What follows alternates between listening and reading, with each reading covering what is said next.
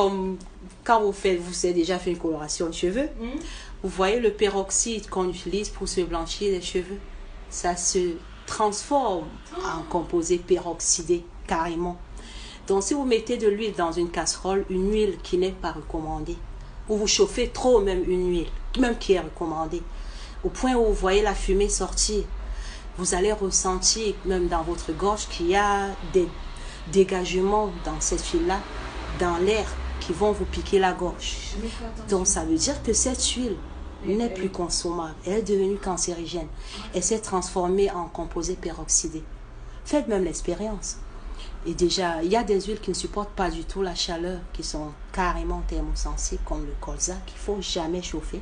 Je fais tout le temps, même quand je fais des beignets et tout. Oui. Il y a le beurre très déconseillé aussi pour chauffer. Dans les huiles, il y a les huiles qu'on recommande pour cuisiner. Parfois, c'est écrit dessus. Vous pouvez utiliser l'huile d'arachide, l'huile d'olive, l'huile de tournesol même pour cuisiner. Ça supporte plus ou moins. Donc, plus une huile sera riche en oméga 3, moins ça va supporter la chaleur parce que c'est une chaîne qui ne supporte pas. C'est de sa forme chimique.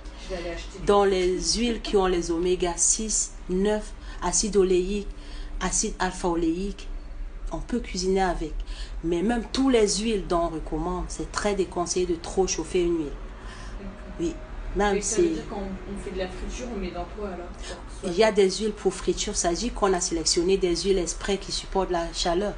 Comme l'huile de palme, c'est souvent mélangé l'huile de palme et tournesol. Mais l'huile de palme, aussi entre guillemets, prenez les huiles de friture, regardez dessus.